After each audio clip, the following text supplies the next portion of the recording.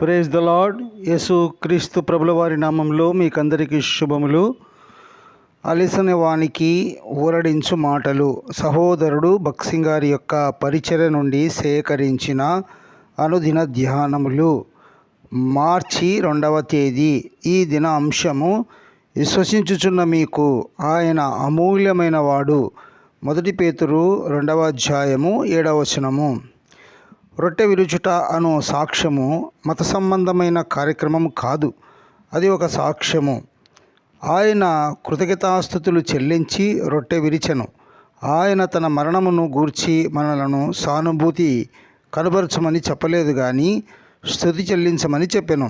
ఎందువలనగా ఒక పరిపూర్ణమైన అర్పణ చేత రక్షణ అను గొప్ప కార్యమును సంపూర్ణముగా నెరవేర్చెను. హెబ్రీ 10వ అధ్యాయము 14వ వచనములో గమనించవచ్చు. ఆయన భూమి మీదకు రాకమునుపు అనేక సమయములలో అనేక బలులు అర్పింపబడినవి, కానీ ఆ బలుల ద్వారా ఒక పాపి కూడా నీతిమంతుడు కాలేడు. గనుక ఆయన శ్రమ, మరణము విజయమే కానీ ఓటమి కాదు. మనకు బదులుగా మరణించుట ద్వారా ఆయన మన తీర్పునంతటిని, శిక్ష విధినంతటిని తనపై వేసుకొనెను. ఎటువంటి పాపి అయినను, ఏ దేశమునకు చెందినవాడైనను, ఏ స్థాయిలో నున్నవాడైనను అతడు నీతిమంతుడుగా తీర్చబడగలడు.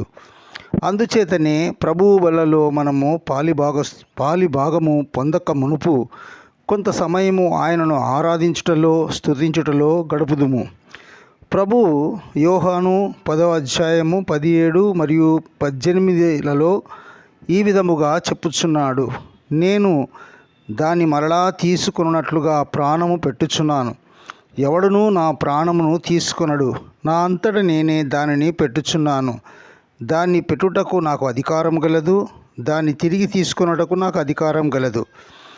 పౌలు గలతీ 2వ అధ్యాయము 20వ వచనంలో ఇట్లు చెప్పుచున్నాడు: నేనిప్పుడు శరీరమందు జీవించుచున్న జీవితము నన్ను ప్రేమించి నా కొరకు తన్ను తాను అప్పగించుకున్న దేవుని కుమారుని యందలి విశ్వాసం వలన జీవించుచున్నాను. ఆయన మనకు బదులుగా మరణించి మన పక్షముగా మరణమును జయించి తిరిగి లేచుటను బట్టి ఆయన శిలువలో సాధించిన విజయములో మనము పాలిభాగస్థులమగుచున్నాము. విశ్వాసులముగా మనము ఆయనకెంత ప్రశస్తమైన వారమో చూడగలము. మనకు బదులుగా మరణించి మనలను రక్షించుటలో ఎంత ఉన్నతమైన ఉద్దేశమును ఆయన కలిగి ఉన్నాడో కూడా మనము చూడగలము. మనము బలలో మధ్యలో ఉంచుట ద్వారా దేవుడు మనతో సాదృశ్య రూపముగా మాట్లాడుచున్నాడు. మనతో మాట్లాడుచున్న దేవుని స్వరమును మనము వినగలము. మొదట ఆయన మనతో మాట్లాడును, తర్వాత మనం ఆయనతో మాట్లాడదుము. ప్రభు, నా ప్రియమైన పిల్లలారా, ఎంత ఇష్టపూర్వకముగా ప్రేమతో నా శరీరమును విలువబడుటకు నేను ఇచ్చితినో జ్ఞాపకం చేసుకొనుడి. మీ రక్షకునిగా నుండుటకు నా సమస్తము ఇచ్చితిని అని చెప్పుచున్నాడు. మన సృష్టికర్తగా నుండుటకు ఆయన ఒక్క మాట మాత్రమే పలికెను.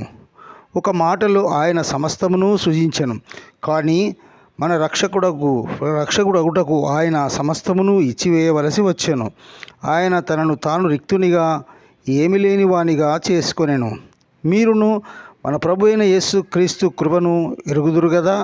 ఆయన ధనవంతుడయ్యుండియు మీరు తన దారిద్ర్యం వలన ధనవంతులు కావాలనని మీ నిమిత్తము దరిద్రుడు ఆయను. 2వ కొరింథీ 8వ అధ్యాయము 9వ వచనంలో గమనించవచ్చు. ఈ విధముగా ప్రభు మనతో సాదృశ్య రూపముగా రొట్టెను గూర్చియు పాత్రను గూర్చియు మాట్లాడుచున్నాడు.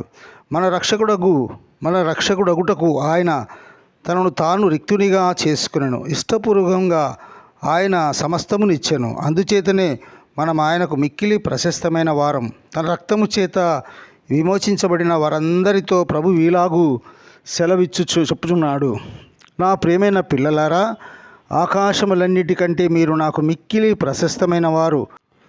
మిమ్ములను కొనుటకు నా సమస్తమును నీకిచ్చివేసి తిని. ఇప్పుడు మీరు నా సొత్తైన ప్రజలు అయ్యున్నారు. యెహోవా తన కొరకు యాకోబును ఏర్పరచుకొనెను, తన స్వకీయ ధనముగా ఇజ్రాయేలును ఏర్పరచుకొనెను. కీర్తనలు 135 4వ వచనములో గమనించవచ్చు. మత్తయి 13వ అధ్యాయము 44వ వచనములో మనము పొలములో దాచబడిన ధనముగా పిలువబడుచున్నాము. మత్తయి 13వ అధ్యాయం 46లో మనం ఆయనకు మంచి ముత్యం వలె నున్నాము. ద్వితీయోపదేశకాండం 32వ అధ్యాయము 9వ వచనంలో మనము ఆయన స్వాచ్ఛభాగముగా పిలువబడుచున్నాము. ఆయనకు మనము మిక్కిలి ప్రశస్తమైన వారము. ఆకాశములన్నింటి ఒక చోట చేర్చినను వాటికంటే మనము ప్రశస్తమైన వారము. ఆకాశములు గతించిపోయినను ఆయన ప్రశస్త రక్తము చేత విమోచింపబడిన వారికి నిరంతరము జీవించుదుమను నిరీక్షణ గలదు. అందుచేతనే మనము మన తలలు వంచి ఆయనను ఆరాధించుదుము. దేవుడి లేఖన భాగాలను ఆశీర్వదించునుగాక. Praise the lord.